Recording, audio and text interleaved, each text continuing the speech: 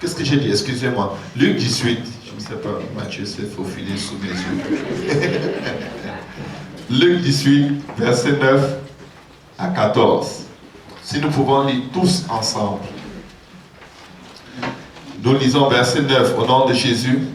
Il dit encore cette parabole en vue de certaines personnes se persuadant qu'elles étaient justes et ne faisant aucun cas des autres.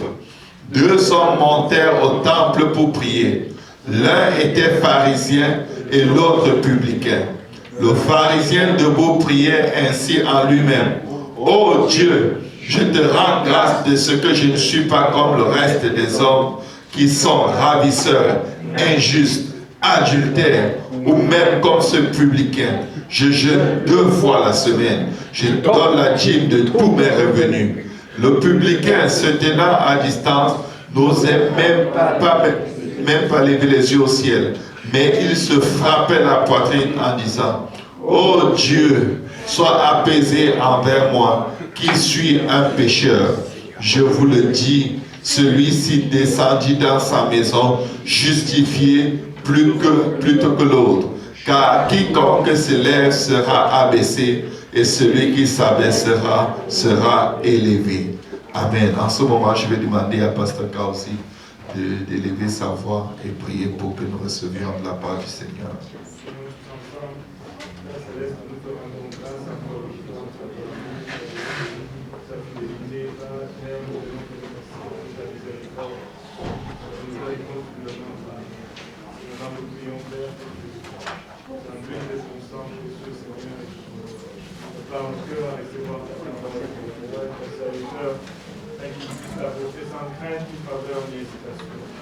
Nous tous ensemble, Père, afin que nous puissions la recevoir, ces paroles de transforme, et qu'elles produisent en nous le fruit digne de repentance, le fruit qui nous conduit jusque dans la vie éternelle. C'est avec action de grâce à nos Pères que nous prions dans le précieux nom de Jésus. Au nom de Jésus. Vous pouvez vous asseoir dans la présence du Seigneur. Alléluia. Est-ce que quelqu'un peut encore acclamer le Seigneur? Alléluia. Vous tous, peuple, d'entrer les mains. Alléluia. Amen. Alléluia. Quand tu acclames, tu anticipes une parole que le Seigneur va mettre dans ton cœur et qui va faire la différence pour la suite des jours de ta vie. Amen. Amen. Alléluia. J'ai été appelé il y a moins de 2 heures à me tenir devant vous pour partager quelque chose que je ne savais même pas que j'allais partager avec vous ce soir. Mais je vais vous dire une chose. Chaque fois que vous êtes appelé à faire quelque chose pour Dieu, vous ne pouvez pas être appelé sans être prêt. Dieu vous a toujours préparé. Peut-être vous n'y avez pas prêté attention, mais il vous a préparé. Et ces jours-ci, il y a une parole que Dieu mettait toujours et toujours dans mon cœur, que j'ai essayé de reformuler en ce terme. Dieu a toujours du zèle pour le coupable. Dieu a toujours du zèle pour celui qui est coupable. Amen. Dis à ton voisin, si tu es coupable à quoi que ce soit, Dieu est zélé pour toi. Dieu est zélé pour le coupable. Dans le passage que nous venons de lire, qu'est-ce que Luc dit dans cet évangile? Il écrit d'abord avec un très beau style. Il dit au verset 9, il dit encore cette parabole en vue de certaines personnes se persuadant qu'elles étaient justes. Donc, en vue, c'est-à-dire pour parler à certaines personnes qui se persuadent d'être justes. Amen. Et ne faisant aucun cas des autres. Amen. C'est-à-dire qu'ils regardent à elles-mêmes comme étant vraiment la crème de la crème. Et les autres, c'est la noix de la crème. Ou de la croûte de la crème, je ne sais pas quoi. Amen. Amen. Et il illustre l'exemple de deux hommes qui montent au temple pour prier. Vous savez, c'est souvent dans nos moments de prière, dans la maison de Dieu. Quand tu es seul chez toi à la maison, tu ne te compares à personne. Parce que c'est le vrai toi. Tu sais ce que tu es. Amen. Tu sais tout ce que tu es que personne ne sait. Et tu sais que Dieu sait. Donc ta prière est réelle. C'est pourquoi il est très important d'avoir une vie de prière personnelle. Tu peux avoir la vie de prière avec le groupe. Mais si tu n'as pas de vie de prière personnelle, tu ne te connais pas. Tu pries au sujet de quelqu'un d'autre que tu n'es pas. Parce que c'est un groupe. Et qu'est-ce qui se passait dans cette prière dans la maison du Seigneur, dans le temple? Il prie en se comparant à tel. Il prie en comptant ce qu'il fait de bien et en méprisant l'état des autres. Amen. Mais le Seigneur dit, l'autre qu'il méprise là, il est plus en contact avec Dieu que lui qui n'a rien à se reprocher. Que lui qui en fait ne trouve rien à se reprocher. La Bible, la parole de Dieu déclare que si quelqu'un dit qu'il n'a pas de péché, il est un. Donc le type ci n'a fait que mentir pendant toute sa prière. Il n'a fait que mentir. Amen. Il était un menteur, il est venu devant Dieu avec des multiples actions de grâce juste pour mentir.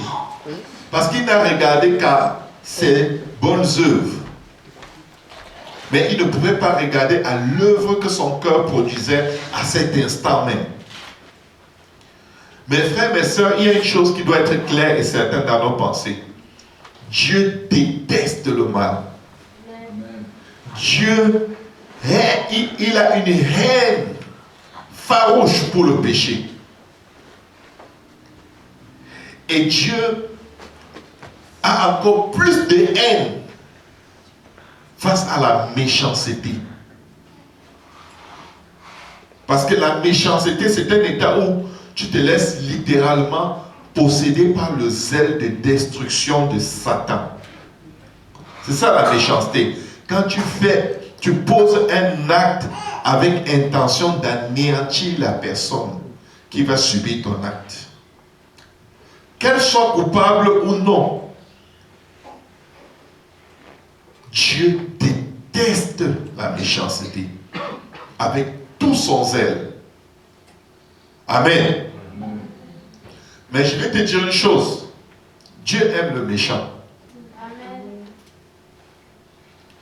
Il déteste la méchanceté, mais il aime tellement le méchant que c'est plus fort que lui.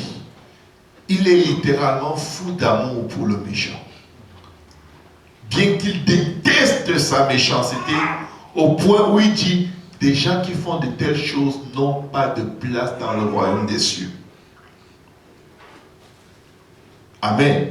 Il dit, ni les adultères, ni les menteurs, ni les fornicateurs, ni les idolâtres n'entreront dans le royaume des cieux. Si tu veux entrer dans le royaume des cieux, il est en train de te dire, sors de cette liste-là.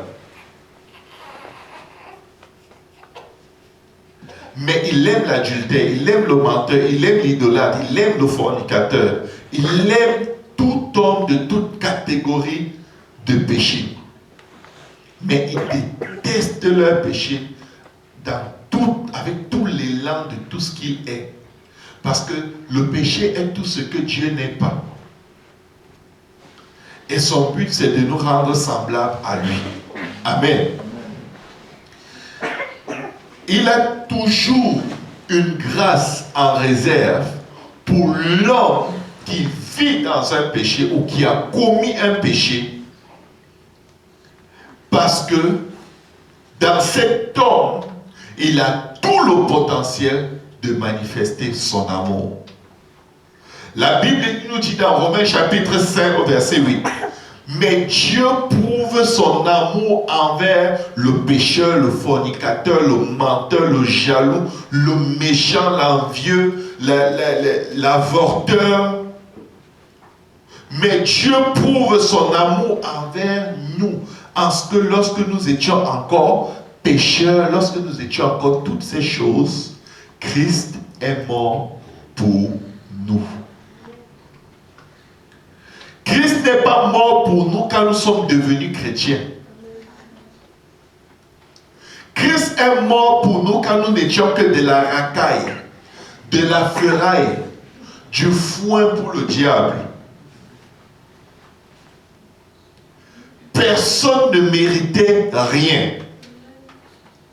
C'est pourquoi il n'y a rien de plus puissant que tu puisses partager avec quelqu'un comme l'évangile.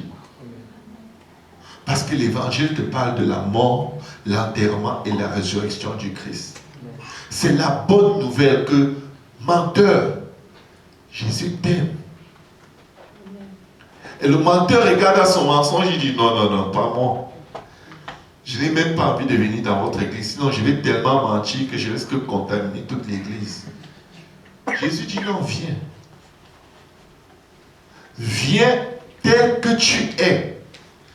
Et tout ce que je déteste en toi, c'est à moi de l'enlever. Ce n'est pas à toi de l'enlever, c'est à moi de l'enlever, bien sûr, avec ta collaboration. Parce que Dieu ne se force dans personne. Il désire, dans tout son amour, que le pécheur réalise sa condition. Et c'est pourquoi je redis encore, Dieu a toujours du zèle en réserve pour ceux qui sont coupables. Parce qu'il s'investit dans leur vie, dans l'optique de les amener à un endroit où ils réalisent que je ne vais vraiment pas bien. Je ne suis vraiment pas quelqu'un. Je ne peux pas m'en sortir seul. Je ne peux pas rentrer dans l'éternité telle que je suis. J'ai besoin d'un sauveur. Est-ce que quelqu'un me suit?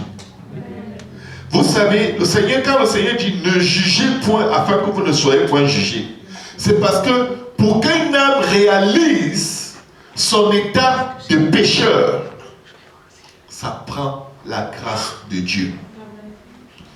Est-ce qu'il vous est déjà arrivé quand on vous reproche quelque chose, ça vous offense tellement, ça vous fait tellement mal, comment il peut me dire ça? Alors que j'ai fait ceci pour lui, alors que j'ai fait cela pour lui. C'était la corruption, tout ce que tu faisais ou quoi? Tu es tellement fâché jusqu'à ce qu'un jour, dans ta prière, où un prédicateur visiteur vient, il prêche dessus. Et là tu dis, oh, quelqu'un lui a parlé, c'est pas possible, il est arrivé il y a 1 heure de temps. Il ne peut pas prêcher sur 500 personnes juste à cause de moi. Donc c'est vraiment mauvais ce que je faisais. Et là tu réalises et tu commences à courir partout pour demander pardon aux gens. Amen. Mais si avant quelqu'un venait te dire ce que tu fais là est mauvais, oh.